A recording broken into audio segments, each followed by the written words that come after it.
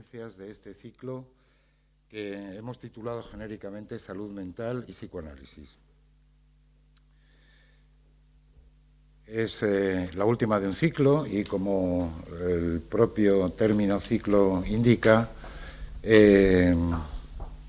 apuntamos al próximo. Todavía no hemos decidido sobre qué tema, pero comenzaremos a preparar un próximo ciclo. En calidad de presidente de la Asociación Cultural Sigmund Freud, deseo rescatar y resaltar a modo de conclusión de este ciclo la idea principal que hemos venido a transmitir a lo largo de estas conferencias. La idea del sujeto tal como la formula el psicoanálisis en el que nos orientamos, el que parte de Freud y es redefinido por Jacques Lacan. En un momento civilizatorio en que el discurso dominante, formado por la mutua retroalimentación entre el discurso capitalista y el discurso científico-técnico,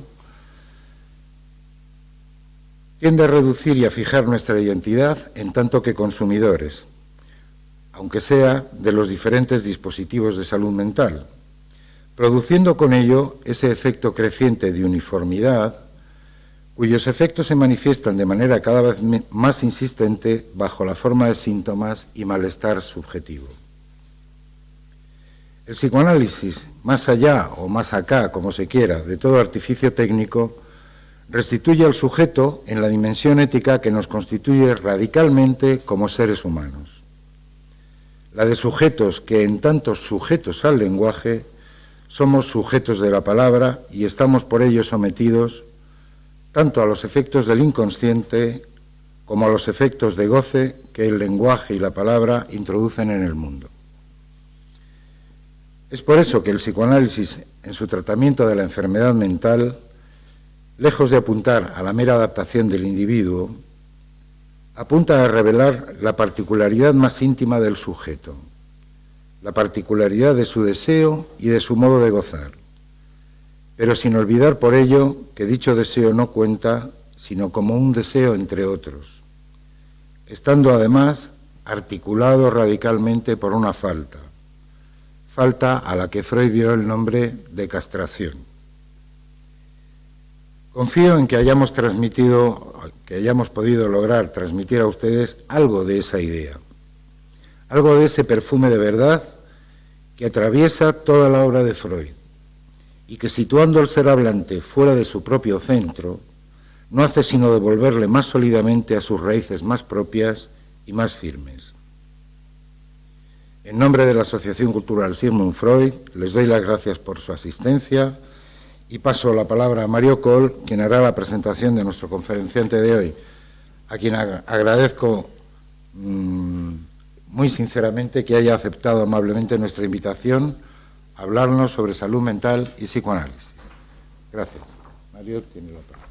Gracias, Luis. Gracias por su presencia y quiero brevemente, antes de cederle la palabra a nuestro invitado, unas breves pinceladas de quién es. Es psicólogo clínico, psicoanalista, miembro de la Escuela Lacaniana de Psicoanálisis y miembro de la Asociación Mundial de Psicoanálisis.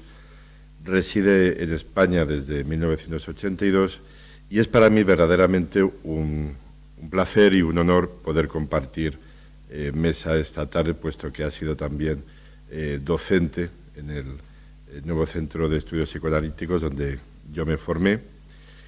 Además es escritor, es autor de numerosos libros como Principio de Incertidumbre, Operación Afrodita, Más líbranos del bien, Demasiado rojo, Clandestinidad, y también es autor de libros de ensayo como Las ciencias inhumanas, donde colabora con otros autores, y sobre todo estableció un diálogo con el sociólogo polaco Zygmunt Bauman en el libro El retorno del péndulo, donde reflexiona de un modo bastante novedoso sobre aspectos fundamentales de una obra crucial de Freud, que es El malestar en la cultura, en la aquí hace un desarrollo sobre, así como en la época de Freud se pensó que el hombre estaba dispuesto a sacrificar cotas de seguridad en aras de la libertad, parece ser que ahora estamos en una dirección opuesta. El hombre está dispuesto a sacrificar libertad en aras de la seguridad, con las consecuencias que eso puede desencadenar. Por lo menos es la conclusión que saqué de su lectura, ¿no? Así que le voy a hacer la palabra y adelante. Muy bien. Bueno, buenas. ¿Sí? ¿Se escucha? Sí, buenas noches. Bueno, en primer lugar, muchísimas gracias a los compañeros de la Asociación Sigmund Freud por la invitación a cerrar además este ciclo, y por supuesto a la biblioteca que bueno, nos ha dado también este alojamiento. El tema es efectivamente un tema muy amplio, muy complejo, y dado que Mario ha invocado un texto crucial en la obra de Freud, que es el malestar en la cultura, pues voy a partir de allí porque me gustaría comenzar, antes que entrar estrictamente en lo que es el terreno de lo que llamamos la salud mental, vamos a empezar hablando un poquito sobre el tema de la salud, porque Freud, en ese texto, El malestar en la cultura, dice que el ser humano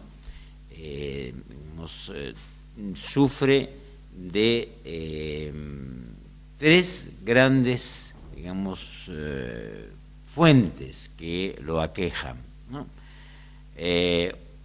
Una es evidentemente el sufrimiento que proviene de su cuerpo, ¿no? Es decir, la enfermedad. Está también, por supuesto, el sufrimiento que supone la acción de la naturaleza, es decir, incluso a pesar de que hoy en día, y más allá de los inmensos avances técnicos, hay momentos en donde la naturaleza es abrumadora y un terremoto, una inundación, bueno, todavía sigue siendo fuente de sufrimiento. Y, por supuesto, el orden no implica ningún grado de importancia mayor que otro, el sufrimiento que proviene, desde luego, de las relaciones de los seres humanos con los otros seres humanos, ¿no? Ahí tenemos, para Freud, las tres grandes fuentes del padecimiento. Entonces, efectivamente, por eso quiero comenzar con la cuestión de la salud, porque la salud no es un tema estrictamente médico que incumbe a lo clínico, ¿no? Es decir, hace muchísimo tiempo que la salud pertenece a un ámbito en donde se entrecruzan numerosos factores e intereses, es decir, la salud es un tema médico, pero también es un tema político, es un tema social, es un tema donde hay grandes intereses en juego. Sin ir más lejos, ya se conocerán toda la gran polémica que desde hace años existe, los grandes problemas que hay en un país como los Estados Unidos, donde esta cuestión de la salud no se termina de resolver por la lucha, por los conflictos de intereses que existen entre las corporaciones médicas, los seguros privados, etcétera.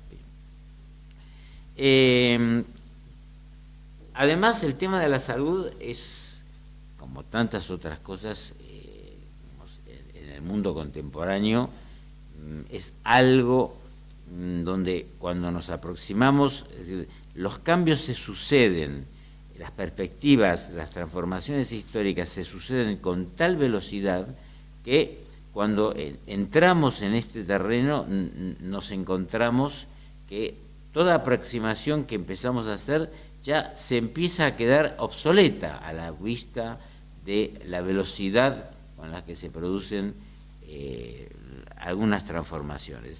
Bueno, por ejemplo, voy a dar un ejemplo de esto, digamos, ¿no? Y es, bueno, digamos, hay una promoción actual que tiende a hacernos creer que vamos a poder prever, en un plazo muy breve de tiempo, vamos a poder prever las enfermedades, al punto de que esto, a veces en los periódicos, hay como una idea subyacente de inmortalidad en un horizonte que no está demasiado lejano, digamos, a nuestra contemporaneidad. Por supuesto que es innegable la cantidad de avances importantísimos en la calidad de vida, en la prolongación de la vida, por lo menos en ciertos sectores del planeta, no en todas partes es igual. Pero digamos, paradójicamente ahí se establece como una suerte de contradicción. Es decir, por un lado, se nos promete digamos, este espejismo de una vida que se va a prolongar, digamos, de forma exponencial. Ya se está hablando que en 20 años se va a alcanzar fácilmente, se va a superar, digamos, promedio a la cifra de los 100 años de vida, y en 20 años más, 150 años no asombrarán ya a nadie, digamos, ¿no? Más allá de, por supuesto, todas las consecuencias que esto puede traer en el plano social, económico, demográfico, etcétera. Bueno, estas cuestiones, por supuesto, se soslayan. Entonces, por una parte, esta promesa, digamos, de una vida que va a atender al sueño inmemorial de la inmortalidad, y por otro lado, esto que se nos bombardea permanentemente de que estamos asediados por la enfermedad constantemente, es decir, todo es contaminante, todo es fuente de enfermedad, es decir, este mensaje, esta política en donde se propaga la idea de que debemos llevar verdaderamente, estar en un estado como de alerta permanente, de alerta constante, porque estamos todo el tiempo a merced de factores que nos enferman. Aquí colusionan, entran en conflicto dos grandes poderes. Por un lado, el poder médico, o mejor dicho, el poder de las corporaciones médicas, fundamentalmente las corporaciones farmacéuticas, que por supuesto están altamente interesadas en convencernos de la multiplicidad de enfermedades que nos aquejan, donde además esas enfermedades son potenciadas, son categorías creadas, inventadas, donde los parámetros de medición van cambiando permanentemente para poder, por supuesto, justificar todo un inmenso mercado farmacológico. Pero lo interesante es que en los últimos 5 o 6 años, esto es una cuestión muy nueva, es decir, a este gran poder constituido por las corporaciones médicas. Cuando digo las corporaciones médicas, quiero dejar bien claro que no estoy hablando de los médicos, para los cuales, por supuesto, profeso un respeto inmenso, y en nuestro país en concreto es en parte gracias a ellos a quienes debemos el que nuestro maravilloso sistema de salud no se haya desmantelado por completo. Hablo de los grandes intereses económicos que están detrás de las corporaciones médicas. Pero a ellos les ha surgido una competencia totalmente inesperada, que es el mundo de la ingeniería, porque los que verdaderamente están comprometidos en avances tecnológicos que supuestamente van a permitir una prolongación de la vida, no son exactamente los médicos, sino los ingenieros. Es decir, los grandes multimillonarios, como los fundadores de Facebook, Google, Peter Thiel, el fundador de PayPal, bueno, se ha creado un pool, o sea, un conjunto de recontra mega millonarios que están dedicando cantidades, pero ingentes de dinero en la contratación, la investigación, donde son los ingenieros, por supuesto, ingenieros con conocimientos de biología, la bioingeniería, y es a través, digamos, se está empezando a crear un gran debate que a nuestro país todavía no ha llegado, pero que en los Estados Unidos está totalmente vigente, un gran debate entre si los médicos, presten atención a lo que voy a decir, si los médicos en un futuro seguirán siendo necesarios o no, o si podrán ser reemplazados mediante la alta tecnología proveniente de los ordenadores y de las computadoras.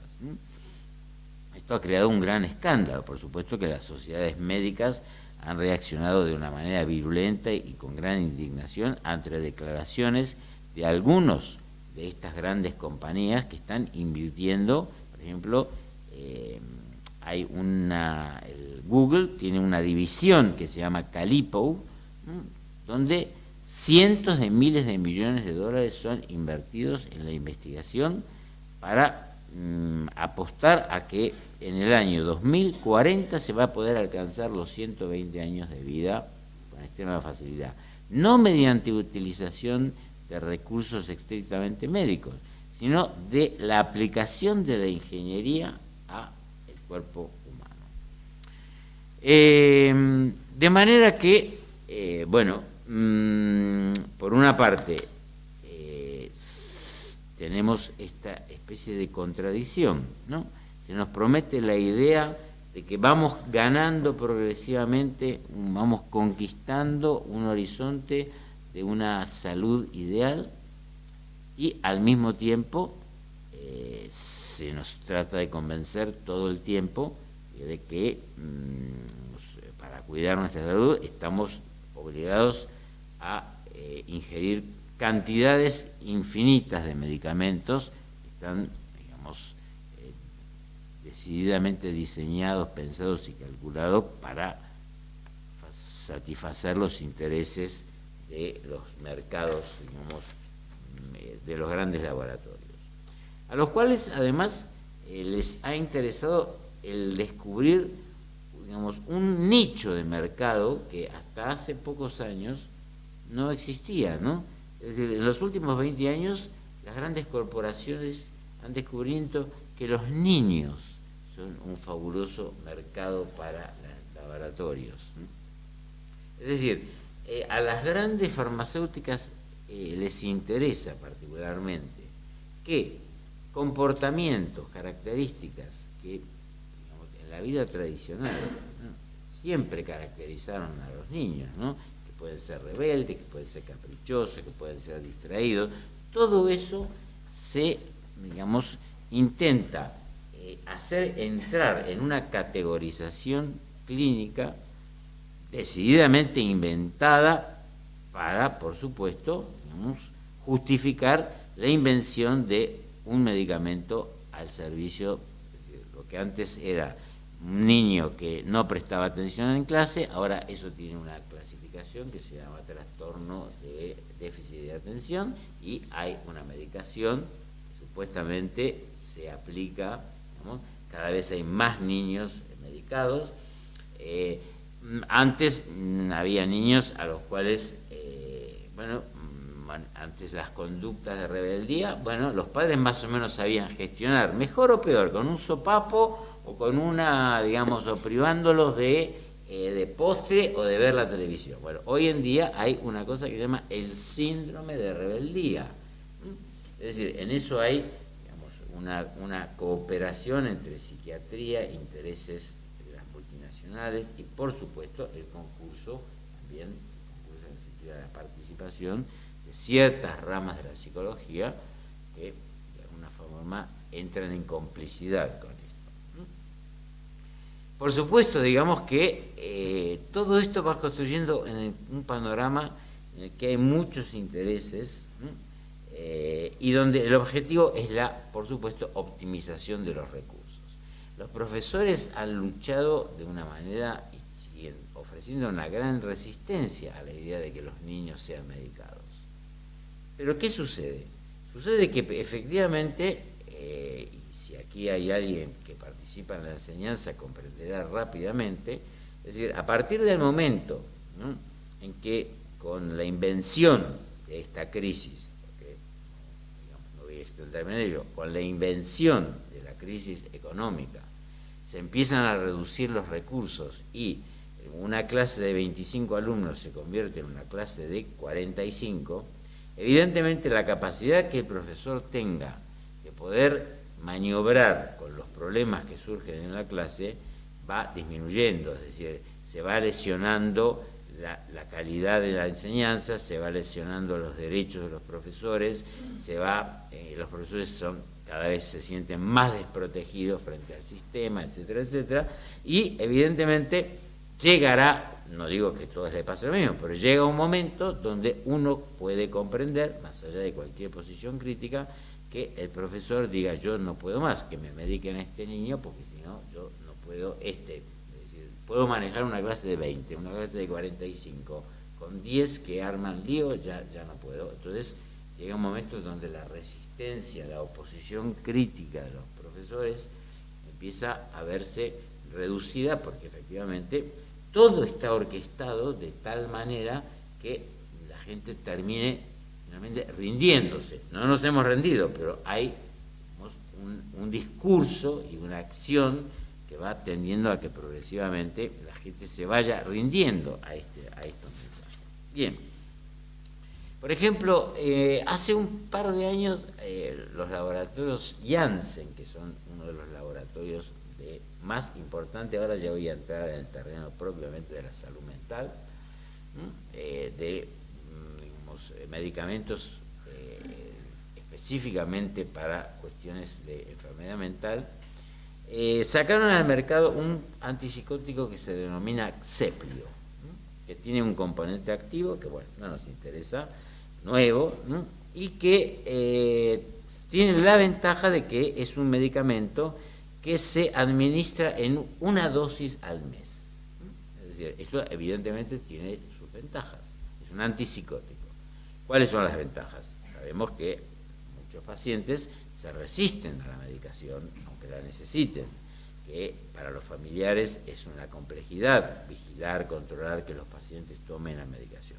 De la manera que un medicamento que se administra en una dosis al mes y que, digamos, da efectos a lo largo de todo ese mes, evidentemente, en una primera aproximación uno puede decir: bueno, bienvenido a esta invención.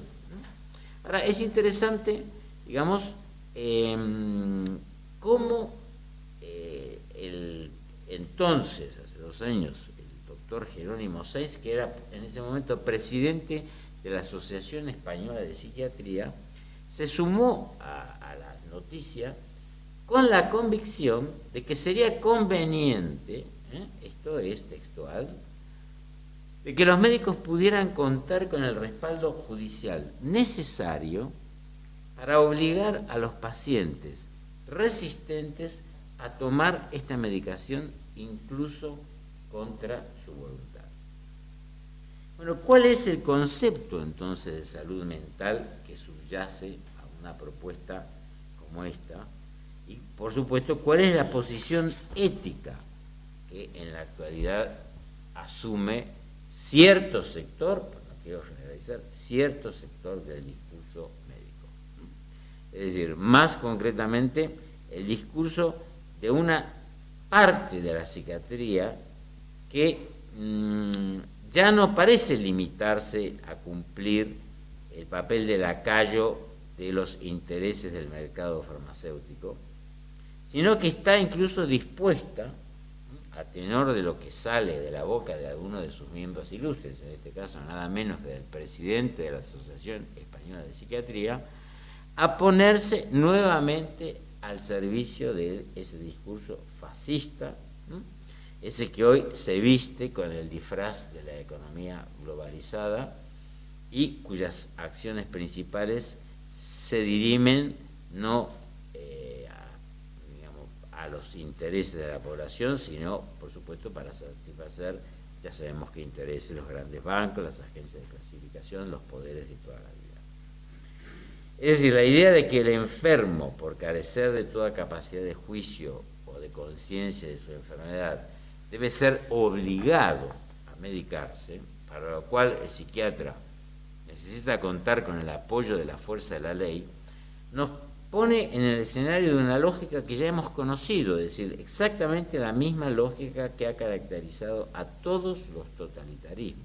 Es decir, vemos reeditarse exactamente, por ejemplo, el modelo psiquiátrico que durante décadas rigió en la Unión Soviética, es decir, la utilización, digamos, de la psiquiatría al servicio del mantenimiento del orden público y de una determinada ideología.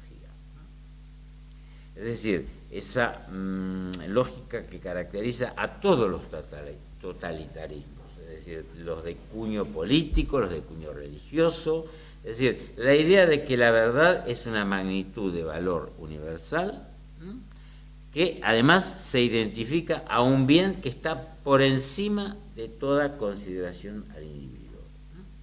Es decir, aquí el loco no difiere de todos los, digamos, colectivos que son, digamos, perseguidos, o que deben ser acorralados, que deben ser, digamos, encerrados, el disidente político, el blasfemo, es decir, cuerpos extraños a los que o bien hay que eliminar del organismo social, o que bien hay que mantener claramente, digamos, bajo un cerco en beneficio de una felicidad que es preciso además imponer a todos. Por supuesto que la razón que se esgrime será siempre nuestro bien, ¿no? El gran hermano que se preocupa por sus criaturas, se ocupa de su cuidado, incluso aunque para ello haya que someterlas a la ablación de su palabra, puesto que efectivamente la palabra del enfermo aquí ni cuenta ni interesa. El psicoanálisis tiene una afirmación muy fuerte, muy rotunda, muy radical, que quiero señalar. Es decir, la salud mental es un constructo que, digamos, comienza a partir del momento en donde, evidentemente, la medicina toma cartas en la cuestión de la locura, ¿no? Y empieza a establecer, a partir del siglo XVIII, las primeras clasificaciones para tratar de establecer un cierto ordenamiento. Ahí se va creando este concepto de salud mental, un concepto que, como sabemos, está sometido, por supuesto, a toda clase de relatividad histórica y cultural. Es decir, lo que se entiende por salud mental, lo que se entiende por un comportamiento sano y enfermo, es algo que varía radicalmente conforme a las épocas, los tiempos, etc. Para el psicoanálisis, lo voy a decir de una manera muy fuerte, el concepto de salud mental es una estafa. Es una estafa porque no existe la salud mental. No existe la salud mental porque los términos salud y mental son dos términos antitéticos. Es decir, todo lo que nosotros entendemos por mental, para el psicoanálisis lo mental no es otra cosa que la acción del lenguaje, la acción transformadora, la acción creadora, la acción, digamos, transformadora del lenguaje en el ser humano, es una, digamos, acción que en principio es un estatuto enfermante. Es decir, la palabra no solamente no nos cura, digamos, por su propia naturaleza, hay que dar todo un rodeo para que la palabra tenga un valor positivo, un valor curativo. La palabra en su primer estatuto es algo que enferma, es algo que nos atraviesa con los malos entendidos, con las malas interpretaciones. La palabra introduce confusión, introduce, digamos, dificultad para situar el sentido. La palabra, digamos, lejos de crear acuerdo entre los seres humanos, más bien es el vehículo a través del cual las personas más bien no pueden salirse de lo que nosotros llamamos el malentendido. Es decir, estamos enfermos de sentido, enfermos de palabras, puesto que efectivamente, digamos, todo lo que percibimos a nuestro alrededor es algo que está procesado a través del sentido que le damos a la existencia, y de allí que efectivamente para Freud, digamos, el prototipo de lo que es el ser humano, para Freud era el neurótico. Digamos, el neurótico fue el paradigma del hombre moderno, por así decirlo.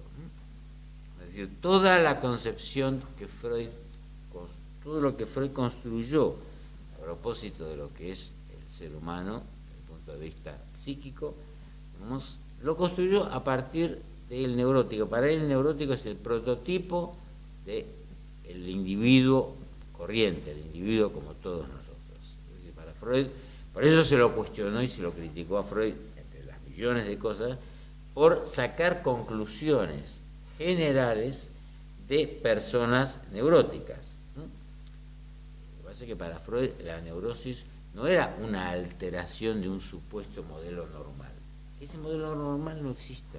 Es decir, que no existe la normalidad. No existe, la norma es un constructo social. La norma es algo que un discurso impone en determinado momento. Es, la prueba, te podemos poner un caso muy concreto. O sea, la homosexualidad, digamos, fue condenada en determinados momentos históricos. Era perfectamente aceptada, digamos, en otros momentos históricos. Por lo tanto, Freud percibió con toda claridad, digamos, que la neurosis es la forma en la que el ser humano se realiza en la modernidad y que justamente la norma es lo patológico y no la excepción. Es decir, lo patológico para Freud no es aquello que se aparta de un modelo normal. No, lo patológico es, por así decirlo, la esencia del ser humano. La esencia del ser humano es su neurosis,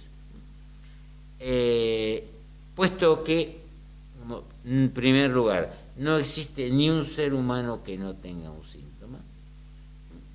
El síntoma es como el compañero inseparable de la vida, el único que nunca nos abandona. Hay que verdaderamente hacer grandes esfuerzos para librarnos de nuestros síntomas. Freud se mantuvo inflexible en este punto, de que la normalidad es una construcción imaginaria, una abstracción que cierra los ojos y los oídos a la vida tal como se manifiesta en su verdad humana. Es decir, la vida en su verdad humana se manifiesta siempre bajo la forma de algún síntoma. De allí que la idea de que existe la salud mental, por supuesto que hay grados, hay síntomas y síntomas, hay síntomas que hacen que la vida sea verdaderamente invivible, eso es indudable, pero que la idea de que existe lo que le podríamos llamar una normalidad es una idea completamente ajena al psicoanálisis, pero no por una posición ideológica, sino porque el psicoanálisis se limita a extraer conclusiones de los seres humanos tal como existen en la realidad, no los modelos ideales de cómo los seres humanos deberían ser, cómo deberían comportarse, sino cómo son y cómo se comportan. Aquí tenemos una diferencia muy interesante respecto a cómo este psicoanalista, del cual supongo que ya se habrá hablado bastante, Jacques Lacan, continuador de la obra de Freud. Freud no era psiquiatra, Freud era neurólogo, no tenía una experiencia de psiquiatra, no, digamos, descubre el psicoanálisis a partir de su condición de psiquiatra. Era médico, era neurólogo. Lacan era psiquiatra, con una experiencia psiquiátrica muy abundante, muy intensa, al punto de que incluso algunos de los historiadores que no están de acuerdo ni con el psicoanálisis ni con Lacan como psicoanalista, reconocen que ha sido uno de los más grandes psiquiatras de la historia del siglo XX. Y Lacan, digamos, dijo algo sobre lo cual me gustaría hacer reflexionar. Dijo algo que es lo siguiente: dijo, el hombre moderno, refiriéndose al hombre contemporáneo, es alguien que ha perdido el sentido de la tragedia. Esto no significa, por supuesto, que la existencia de los seres humanos no esté atravesada por la tragedia. Eso, habría que ser verdaderamente necio para desconocer una realidad como esa, ¿no? Ni tampoco podemos desconocer que posiblemente la civilización quizás haya alcanzado en ciertos puntos un estado de bienestar que tal vez supera un poco a tiempos precedentes, ¿no? Tampoco significa que los seres humanos han perdido el sentido de la tragedia, no significa que el sufrimiento no siga siendo uno de los ingredientes fundamentales de la condición humana. Es decir, toda esta idea que leemos permanentemente en los periódicos, en las noticias, en las revistas, ¿no? O sea, de que la felicidad es lo que verdaderamente guía nuestra existencia, de que la felicidad está realmente al alcance de la mano, que si no conquistamos la felicidad es porque verdaderamente hay algo que no estamos haciendo bien y que por lo tanto debemos rectificar nuestro comportamiento, porque la felicidad es algo que se nos está prometido, basta con estirar la mano para conseguirla, y si uno no estira la mano o es estúpido o está haciendo algo mal o realmente es una persona que está, digamos, que no merece las oportunidades que este maravilloso sistema nos ofrece. Para Lacan, que el hombre moderno, digamos, comienza a perder, digamos, el sentido de la tragedia, quiere decir que los seres humanos empiezan a creer que no hay nada que extraer del dolor y del sufrimiento. Es decir, no hay ninguna verdad que se pueda extraer de allí. Es decir, significa que el hombre moderno, digamos, ha dejado de concebir la distancia que existe, digamos, entre su realidad concreta y las posibilidades de realización de sus sueños, ¿no? Es decir, empieza cada vez más a convencerse de que la felicidad efectivamente está al alcance de cualquiera. Por lo tanto, al hombre moderno, la civilización actual no solo no le exige renunciar a sus aspiraciones de felicidad, sino que por el contrario, el ser humano es hoy en día bombardeado permanentemente con mensajes en donde se lo instiga a la búsqueda de una felicidad, pero una felicidad que no consiste en una felicidad, digamos, pequeña, en una felicidad moderada, en una felicidad, digamos, parcial. No, es la promesa de que se puede encontrar una felicidad absoluta, una felicidad completa, una felicidad total. Es decir, esto evidentemente entra en un contraste flagrante como los antiguos pensaban de la tragedia, ¿no? Porque para los antiguos la tragedia era una lección de humildad, era la aceptación de que el sentido de la vida humana, digamos, incluso el sentido de la historia, está gobernado por fuerzas, o estaba gobernado por fuerzas que no dependían enteramente de la voluntad ni del empeño del ser humano, ¿no?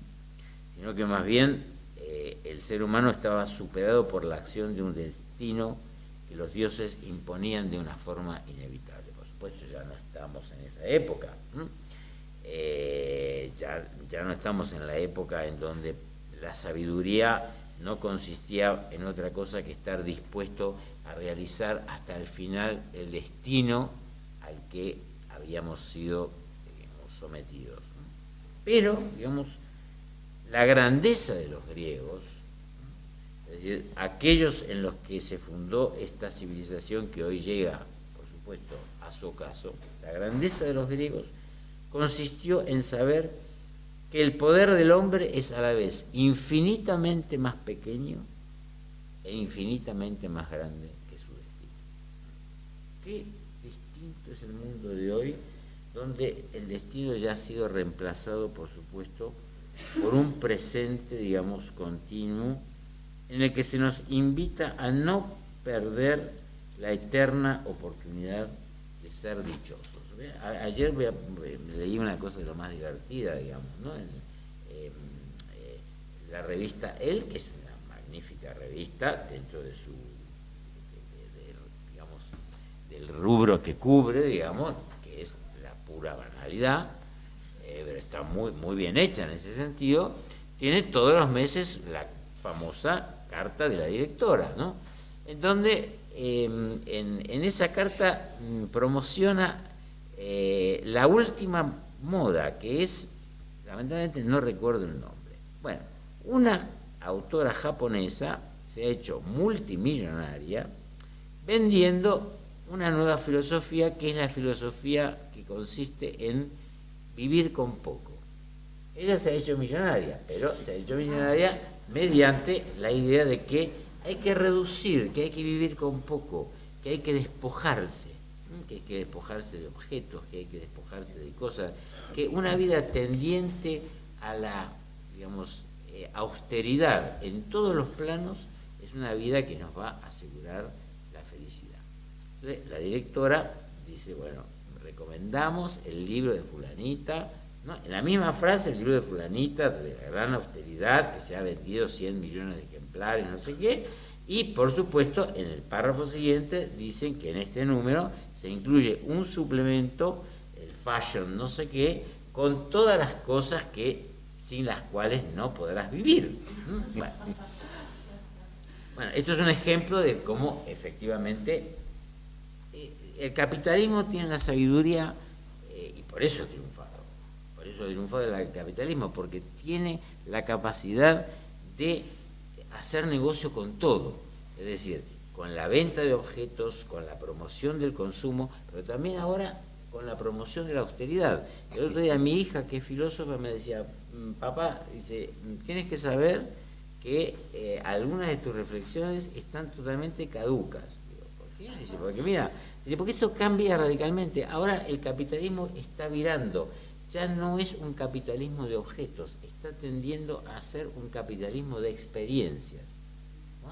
¿Qué es un capitalismo de experiencias? Sí, dice, capitalismo de experiencias es todo un gran sector que se está promoviendo, que consiste en que vender experiencias, talleres de cocina, talleres de meditación, mindfulness, viajes, degustación de catas de vino, acontecimientos culturales. Es decir, ¿por qué? Porque efectivamente ya se está previendo que la capacidad de consumo está llegando a un cierto límite. La gente no puede consumir, no puede cambiar de móvil todos los meses.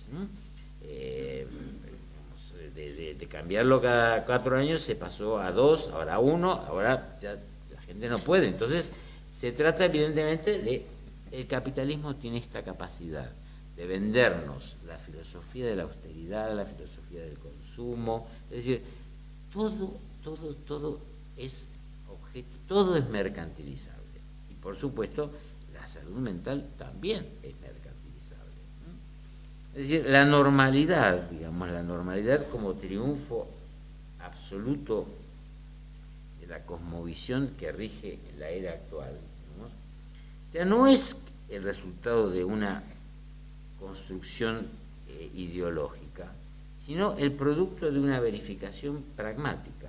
Es decir, en esto vemos también la extraordinaria plasticidad que tiene el capitalismo, ¿no? Y cómo tiene siempre los recursos para poder sobrevivir.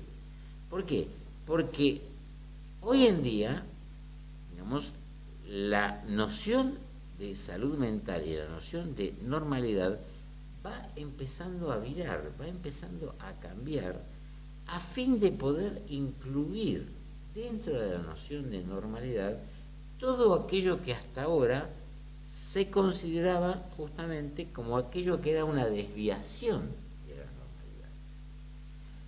Mientras la locura de cada uno sea compatible y funcional con el sistema del mercado, todo es admisible. Estados Unidos es un país que conozco bastante bien, por razones personales, es en ese sentido, digamos, por supuesto, es como el modelo que el resto del mundo sigue. Es decir, allí nada es anormal en la medida en que no cuestione el sistema. Si cuestiona el sistema y transgrede algunos límites que todavía se mantienen, por ejemplo, ¿no? Es decir, la pederastia es una cosa altamente condenada, pero descontando eso, cualquier conducta sexual ya es perfectamente admisible en la medida en que haya un consentimiento. Es decir, todo lo que antes o hasta hace poco se consideraba, ¿no?, todo es normal, todo cabe dentro del concepto de normalidad, todo es admisible siempre y cuando se reúnan dos condiciones. Primero, que el sujeto sea funcional al sistema, es decir, que no lo perturbe, que no moleste al sistema, y por supuesto que no ponga en entredicho la lógica del mercado. Porque efectivamente, para todas las desviaciones del antiguo modelo de normalidad, que ahora es perfectamente incluido, para todo eso hay un mercado. Hay un mercado para todo, al contrario, interesa efectivamente que se admita en el discurso social y en la convivencia social, gracias a lo que llamada globalización, todas las patologías habidas y por haber, porque de todo eso hay un negocio y hay un comercio. La gente ahora, en la medida en que evidentemente los seres humanos están afectados de una desprotección ontológica absoluta, porque ya no hay discurso que, digamos, ampare a los seres humanos. Es decir, la religión ha perdido muchísimos adeptos, las ideologías políticas cada vez son más líquidas, cada vez son más difíciles de distinguir unas de otras, los relatos, las creencias, por lo tanto, digamos, la gente padece una indefensión ontológica radical, es decir, hay una desorientación. Por eso las personas hoy en día acuden, ¿no?, a buscar consejo para las acciones más nimias. Es decir, antes la gente, cuando una mujer tenía un niño, bueno, más o menos se apañaba. Hoy en día se consulta todo en Google. O sea, yo lo veo en mis pacientes. O sea, las cosas más triviales, cómo lavar un biberón, hay que buscar un tutorial en Google o en YouTube para ver cómo se lava un biberón o cómo se cambia un pañal. Ya no hablemos de los libros de autoayuda. La gente tiene la sensación de que necesita ayuda, consejos, coach, counselors, advisors, bueno, toda esa terminología para las acciones más nimias de la vida. ¿Por qué? Porque efectivamente la gente se encuentra ante la tesitura de, por una parte, no hay un discurso que oriente, que digamos, enfoque las cosas. Por otro lado, la idea de que la felicidad ahora ya es absolutamente posible. Por lo tanto, entre el imperativo de ser feliz y por otro lado el sentimiento de que sí, pero para ser feliz no tengo ni puñetera idea de para dónde tengo que ir, bueno, evidentemente, digamos, ese es un caldo de cultivo extraordinario, es un nicho, un fabuloso nicho de mercado donde todo tipo de expertos pueden evidentemente intervenir para aconsejar, guiar, orientar, etc. Es decir, que, digamos, lo que verificamos en el plano de lo que llamamos, entre comillas, la mal llamada salud mental, digamos, es, con esto quiero finalizar, es la tendencia progresiva de que los seres humanos van dejando de creer en sus síntomas. ¿Qué quiere decir con esto? Van dejando de creer en sus síntomas, quiere decir que los seres humanos van dejando de pensar que sus malestares, sus síntomas, quizás tienen un sentido y que ese sentido podría guiarlos a una cierta verdad, a un cierto conocimiento de algo que ignoran de sí mismos. Hoy en día todo está puesto en manos de algo que el sujeto entrega, digamos, al otro, es decir, a la genética, a la neurociencia, a la neurobiología, a la medicación. Es decir, nadie ya se hace cargo de asumir por lo menos la pregunta de que quizás esto que me sucede, a lo mejor lejos de ser algo de lo cual debería, digamos, quitarme de encima a través de alguna manipulación genética, farmacológica, etcétera, quizás es algo que podría llevarme a una interrogación sobre mi propio ser. Bueno, pero para eso, lógicamente, es necesario que subsista la creencia de que los malestares que padecemos tienen un sentido, de que pueden significar algo y que nos pueden conducir a eso que lamentablemente ha caído en tanto desprestigio y que se llamaba, porque ya cada vez se escucha menos este término, se llamaba la verdad. No porque exista una verdad en un sentido absoluto, ¿no? Sino porque existe la verdad que puede habitar en cada uno de nosotros y que efectivamente quizás si uno por la vía de la pregunta se encamina en una interrogación sobre su historia, sobre su ser, puede ser que no solamente encuentre una manera de aliviar, resolver o tramitar mejor su síntoma, sino que en ese trayecto alcance, bueno, un conocimiento que no le va a garantizar la salud, pero quizás le va a permitir alcanzar, digamos, un cierto grado de sabiduría, un cierto grado de experiencia existencial que, insisto, no garantiza la felicidad, pero al menos se puede alcanzar por vías singulares, por vías personales, por vías que no sean el resultado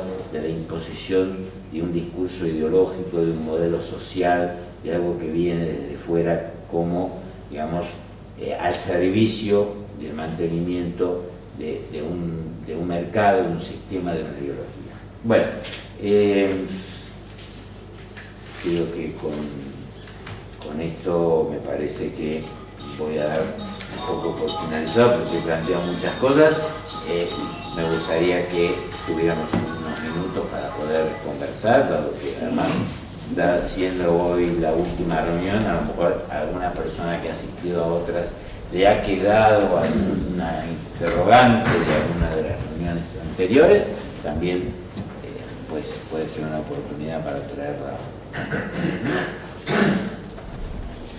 Bueno, Gustavo, muchísimas gracias por esta charla que me parece que es un gran broche de cierre de lo que hemos querido ir transmitiendo a lo largo de las 4 conferencias anteriores, en las que el psicoanálisis era puesto en juego en el marco de la salud mental. Y si me permiten, para abrir un poco el debate, constatar algo de mi práctica que bueno, me imagino que será muy común a todo profesional que se ocupa del campo de la salud mental, y es que cada vez más los sujetos, los pacientes, acuden en demanda de una solución. Es decir, lo que piden es una solución al problema, ¿no? Cosa que, por supuesto, totalmente comprensible. Claro, sí, claro, evidentemente. A la base de esa demanda lo que hay es un sufrimiento, ¿no? A veces enormemente intenso, ¿no? Que se percibe en sus dichos de una manera muy intensa, ¿no? Pero, como tú bien decías, hay una especie de entrega al otro. Es el otro el que tiene que aportar la solución. A veces hay sujetos que lo hacen de una manera imperativa, bastante imperativa, sobre todo en dispositivos de orden público. Son pocos, afortunadamente, pero algunos hay que van buscando una solución casi de una manera imperativa. Y uno de los primeros, de las primeras tareas que hay que hacer es, parar un poco esa demanda tan insistente y tratar de transmitir algo que yo nombraba en mi pequeño escrito del inicio, que es el no todo. No todo tiene solución y no todo tiene la solución prometida por la publicidad, por el mercado, ¿no? Quería preguntarte un poco por esta cuestión del no todo, ¿no? Porque me ha llamado mucho la atención esta cosa que te señalaba tu hija, ¿no? De que ahora ya no se trata de objetos, sino que se trata de experiencias. Es decir, que algo que en principio salía del marco del objeto, de lo que conocemos como objeto clásico, ahora ha sido incorporado por el discurso del liberalismo y del discurso científico-técnico, ¿no? En una suerte de insistencia hacia el todo, ¿no? Sí, voy a comenzar retomando tu primer comentario, lo que hablabas, la solución imperativa o la demanda de solución que en algunos casos se expresa de manera imperativa, que es por supuesto también totalmente comprensible a la luz de que la mayoría de las personas no vienen por cuestiones menores, ¿no? Vienen acuciados por un dolor espiritual, un dolor anímico muy profundo, o la tristeza, la angustia. A veces son situaciones verdaderamente críticas, donde la gente es un pedido de auxilio, ¿no? Un pedido de rescate, ¿no? La inmediatez con la que se espera, digamos, una respuesta. Digamos, eso tiene dos aspectos, digamos. Un aspecto que es totalmente comprensible, es decir, alguien que se está ahogando no se le puede decir, mire, dentro de media hora va a pasar un barco que le va a necesitar un poco de oxígeno, o sea, no, tiene que ser ahora, por supuesto. Pero hay algo que no responde exclusivamente a la urgencia subjetiva. Es decir, vivimos en una época en donde la relación con el tiempo se ha modificado de manera radical. Es decir, la inmediatez, lo imperativo, no es algo que solamente nos acucia en el momento en que nos sentimos mal. Es decir, queremos el bienestar, aunque no estemos mal, queremos gozar de las experiencias, queremos las respuestas al instante. Es decir, ustedes se acuerdan, ¿no?, que cuando empezamos, hará, no sé, 25 años que tenemos internet. Bueno, uno se conectaba a internet, hasta que uno se conectaba y como un sonido como de un teléfono, bueno, hasta que el ordenador se abría, todo eso. Bueno, ahora nuestra relación con la temporalidad se ha vuelto cada vez más exigente. Es decir, si el ordenador o la respuesta, digamos, de internet tarda más de 3 o 4 segundos, ya hay como una sensación de impaciencia, ¿no? Porque todos estamos atravesados por esta idea que se ha ido imponiendo gracias entre otras cosas, a los beneficios innegables, en cierto sentido, de los avances técnicos, en donde, digamos, una de las cuestiones fundamentales que la técnica se propone es la ganancia en velocidad. Es decir, en una velocidad que va reduciendo, ¿no?, la relación entre la causa y el efecto, hasta estrechando, digamos, la relación entre la distancia, entre la causa y el efecto, la va estrechando hasta que prácticamente se va haciendo desaparecer. Lo cual, en ciertos aspectos de la vida, digamos, esta conquista técnica es algo verdaderamente extraordinario e innegable. Pero también tenemos que pensar cuando el ser humano empieza a perder la noción de lo que diferencia la causa y el efecto, eso puede ser una cosa muy peligrosa también, porque la gente empieza a confundir los efectos con las causas, ¿no? Y por lo tanto, digamos, cuando ya no se puede distinguir entre qué es un efecto y que ese efecto responde a una causa, ¿no? Cuando la gente confunde ambos planos, en ciertos aspectos, digamos, eso puede ser verdaderamente muy peligroso cuando ya ¿por qué? Porque cuando se confunde la causa con el efecto, se puede llegar a creer que muchas de las cosas que suceden pertenecen al orden de lo natural. Es decir, por lo tanto, no hay ninguna causa que cuestionar. Es porque es.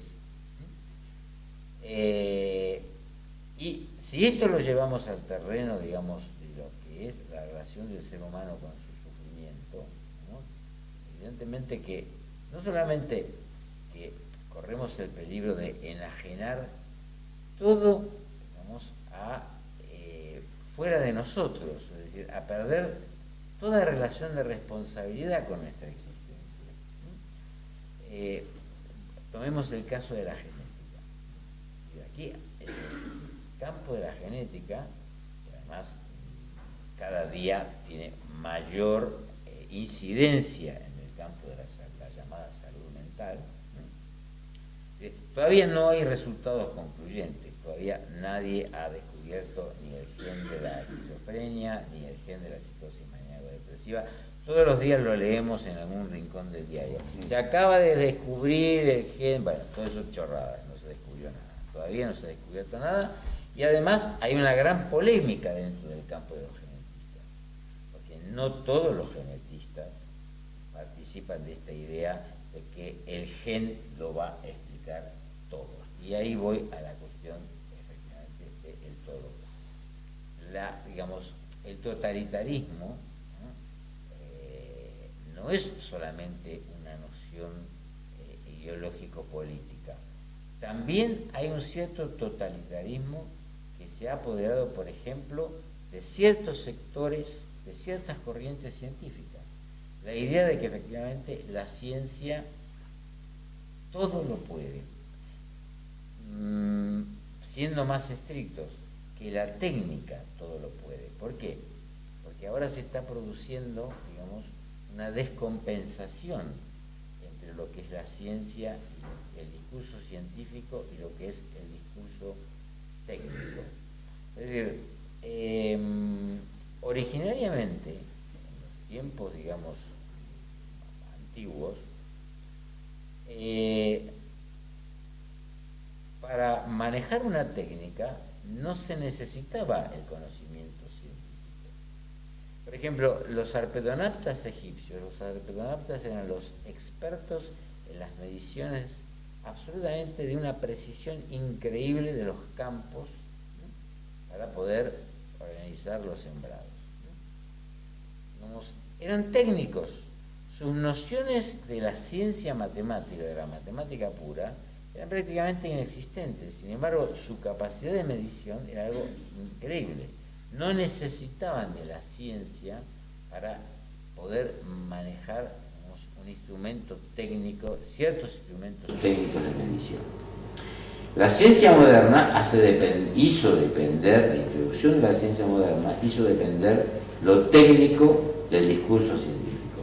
Hoy asistimos a una descompensación. La ciencia es mucho más prudente.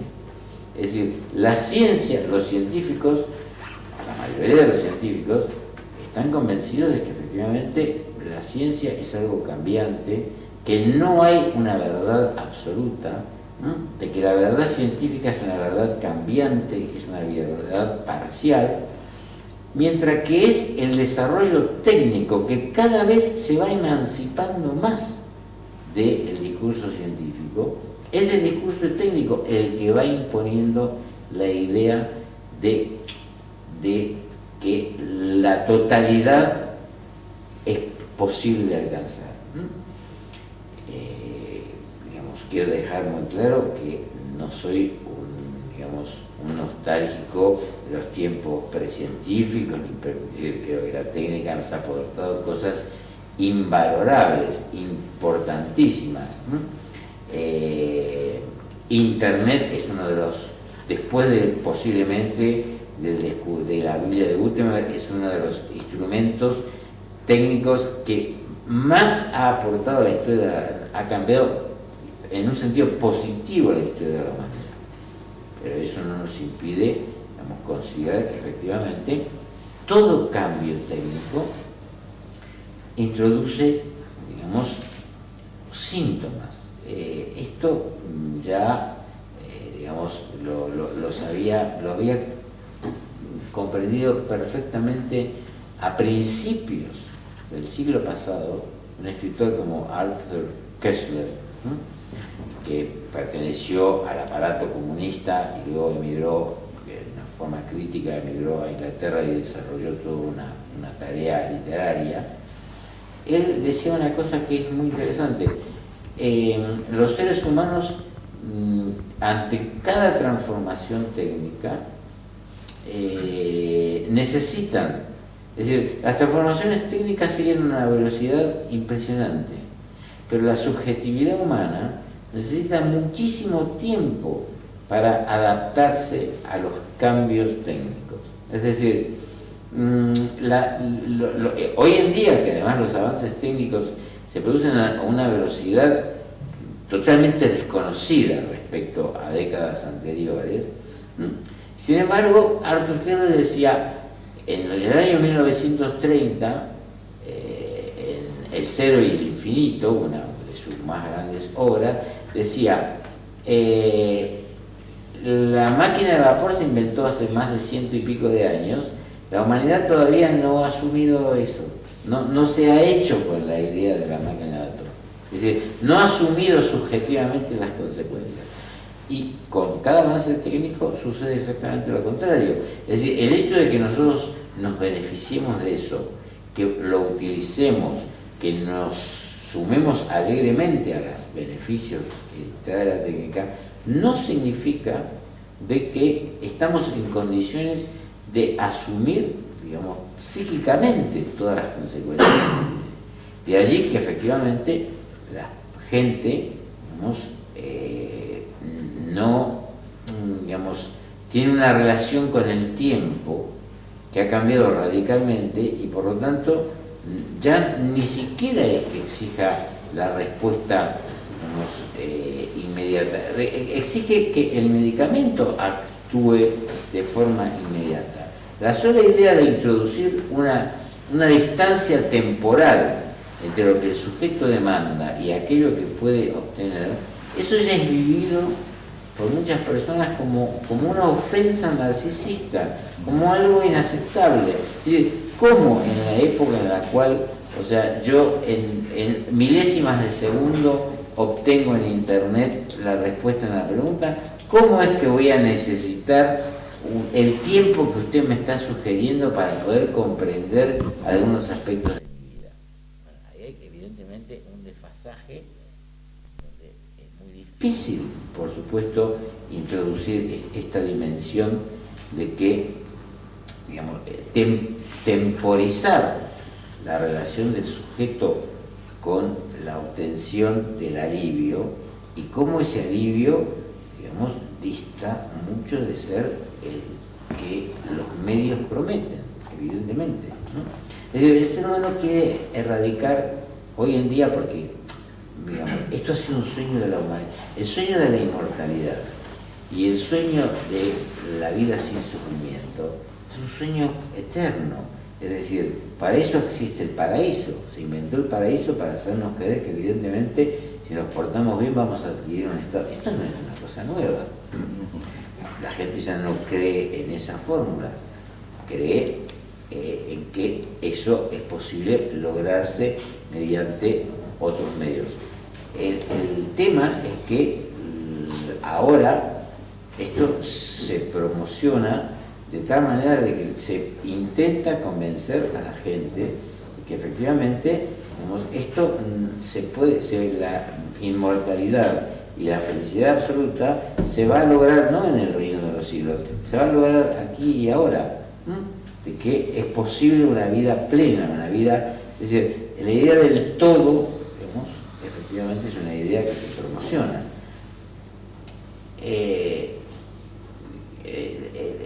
Ya el eslogan que vemos en todas partes, donde todo es posible o nada es imposible, es decir, ya se ha gastado tanto que los publicistas evidentemente están empezando a utilizar otras fórmulas, porque ya el todo es posible o el nada es imposible, bueno, ya la gente ya llega a un momento donde es idiota, pero no tanto, ya se empieza a gastar, hay que empezar a inventar otras cosas. Pero ahí es donde efectivamente vemos la astucia del sistema capitalista, que no es la astucia de una mente que está calibrando, no, el discurso es una cosa que funciona, tiene una lógica, una dinámica propia, no es que hay personas que están manipulando las ideas para, ¿no? Es el desarrollo mismo del pensamiento, de un pensamiento que nos excede, ¿no? Lo que va creando dinámicas que condicionan nuestras vidas, ¿no? Pero evidentemente ahí ese discurso tiene esa capacidad de absorberlo todo, ¿no? Ustedes saben que en la época de Franco, hace varios años, en Huelva se creó una especie como de muelle que, digamos, creó una bahía artificial para los superpetroleros. Estoy hablando de hace 50 años atrás, o más.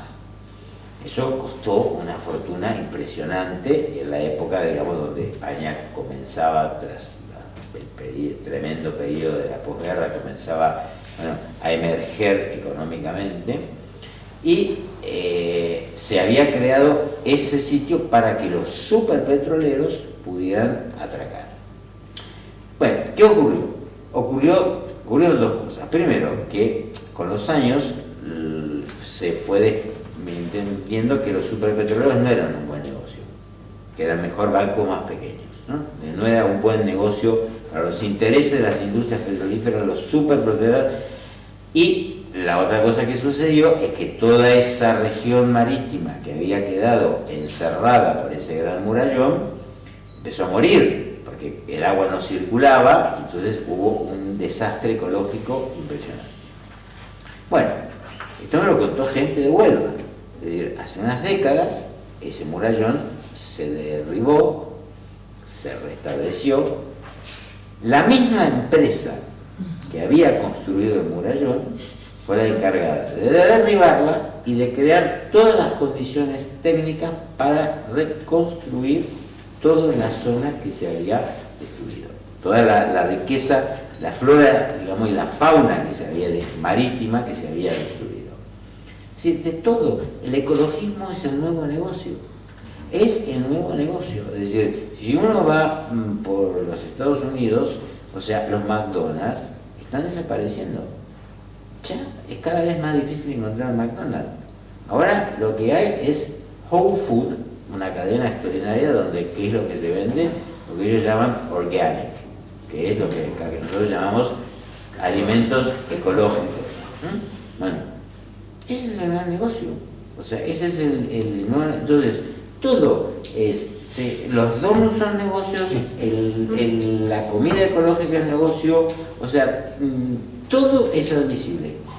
Insisto, solamente se necesitan dos condiciones. Primero, usted haga lo que quiera, mientras sea funcional el sistema, no ponga ningún inconveniente a que la cosa marche, y en lo posible que, digamos, cuanto más consuma, de lo que sea, experiencia, el objeto, que no ponga inconvenientes, digamos, al mercado, todo es admisible. Puede ser transexual, homosexual, gay, todo. Por eso, digamos, es decir, ¿por qué los estados van aceptando que por supuesto hay toda una reivindicación, una reivindicación legítima de los colectivos gays, lesbianas que han luchado y siguen luchando en muchos lugares por sus derechos? Pero, ¿cómo es que los estados van aflojando? Van aflojando. Todo esto comenzó hace 40 años en Suecia, cuando una fábrica de cocina descubrió que las parejas gays tienen mucho dinero, porque en esa época no tenían hijos, y al no tener hijos tenían personas con una economía más solvente. Entonces, esa fábrica de cocina se le ocurrió promover la idea de vender cocinas para parejas gays. Bueno, no sé qué tendrían esas cocinas de particular, pero el hecho es de que descubrieron de que había un nicho de mercado. A partir de ese momento, cuando eso se empieza a implantar y se descubre de que efectivamente, digamos, el colectivo gay es un colectivo de consumo muy importante, hay que cuidarlo. Y cuidarlo quiere decir que, ¿qué quiere? ¿Que sea matrimonio? Pues matrimonio. ¿Quieren hacer el ejército? Hagan el ejército, por supuesto. O sea, todo eso, sí, es decir, por eso es muy difícil derrotar a un sistema donde todo se va flexibilizando. En este momento, digamos, hay mucha mano dura, porque hay condiciones particulares donde de segregación, de represión, etcétera, etcétera. Pero esto en cualquier momento va a cambiar, es decir, va a cambiar. A partir del momento en que el terrorismo se pueda convertir en un buen negocio, las cosas van a cambiar. La relación con el terrorismo va a cambiar muchísimo. Sí, ¿una pregunta? Serían dos preguntas. En general estoy muy de acuerdo con la mayoría de las cosas que ha dicho, pero me gustaría hacer una matización. En lugar de... muy exagerado para, digamos, como una forma de transmitir, pero... En lugar de demonizar el capitalismo, sin dejar de reconocer, no por ello que existen ciertos grupos de presión que intentan llevar hacia, no obstante a sus intereses, hacia la sociedad, no podríamos reconocer también sus virtudes y decir que el capitalismo es un sistema en el que cada cual puede autorrealizarse libremente como su consciencia o su inteligencia le permita, y que la culpa no está en el sistema. Nos invitan a salir. Me recuerda a los usuarios de la biblioteca cerra a las 9. Que la culpa no es del sistema capitalista en sí, sino de la ignorancia de la gente con respecto a su propia naturaleza. Como no saben en el fondo lo que es lo que quieren, ante la inmensa abrumadora mayoría de ofertas que les llegan, escogen lo que menos creen que les conviene. Pero en realidad la culpa no sería del sistema, sino de la propia gente por no preocuparse ellos mismos por ver qué les es útil o qué en el fondo es lo que necesitan. Sí, no, estoy de acuerdo. Vamos a ver, efectivamente hay que matizar una cuestión que es la siguiente. Por supuesto que no podemos hacer responsable al sistema capitalista de todo lo que nos sucede. También nosotros tenemos que hacernos cargo de nuestra propia responsabilidad en nuestras decisiones y nuestros actos. Es decir, porque el sujeto es influenciable, pero no es influenciable en todos los aspectos, y no todos los seres humanos son influenciables de la misma manera. Estoy totalmente de acuerdo. Pero, lo que ocurre, digamos, es que el capitalismo tiene distintos disfraces. La amenaza, la Alemania nazi no fue un sistema, digamos, contrario a la ley, a las lógicas, fue una modalidad del capitalismo. Es decir, el capitalismo tiene todo tipo, digamos, la América de Obama es una América capitalista, la de Trump va a ser capitalista, la España del PSOE es el sistema capitalista, la España de Izquierda Unida o Podemos, el día que si algún día está en el poder, será una España capitalista, porque, digamos, el capitalismo, conforme a los momentos históricos, se puede travestir de todas las maneras habidas y por haber. En la dictadura militar, durante los años de la dictadura militar que asoló a mi país, Argentina, el sistema que regía es caer al sistema capitalista. La última, digamos, gestión, quizás una de las más interesantes, el peronismo de Perón era un sistema capitalista. La China comunista, capitalista. La China comunista es un sistema capitalista. Bueno, es decir, el capitalismo se puede travestir de todas las maneras habidas y por haber. Y es cierto que hay momentos históricos en donde es el sistema en donde efectivamente los individuos tienen muchas oportunidades. ¿Por qué? Porque no se promueven identidades fuertes, sino más bien identidades lábiles. La gente puede ser esto, puede ser lo otro, pero hay momentos históricos en donde el capitalismo asume formas feroces. Entonces, ahora, estoy de acuerdo en que no hay una relación mecánica, es decir, el sujeto no es solamente el resultado de un sistema político e ideológico. El psicoanálisis parte de la idea de que, digamos, las influencias externas, el discurso que a uno lo rodea es un condicionante fundamental, pero también el sujeto responde al determinismo del discurso, responde asumiendo una posición que siempre es una posición singular. Para llevarlo a un terreno mucho más sencillo, las personas que han vivido una misma experiencia traumática, no todo el mundo sale de esa experiencia con el mismo resultado. Un grupo de hermanos que han vivido bajo el mismo techo, con el mismo padre, la misma madre, pues cada uno de ellos no son una réplica, cada uno ha recibido más o menos las influencias del discurso familiar semejante, sin embargo, cada uno ha dado una interpretación, ha dado un sentido, ha dado una respuesta singular. Nosotros nos ocupamos fundamentalmente de eso, de por una parte, descubrir cuáles son los elementos determinantes en la historia de un sujeto, pero la otra parte que es fundamental, el complemento decisivo es, sí, pero cómo esa persona ha significado esa experiencia, qué sentido le ha dado, de qué manera ha respondido, cuál es, digamos, la posición que ha tomado frente a eso. Bueno, para que no nos vuelvan a asustar. Gracias.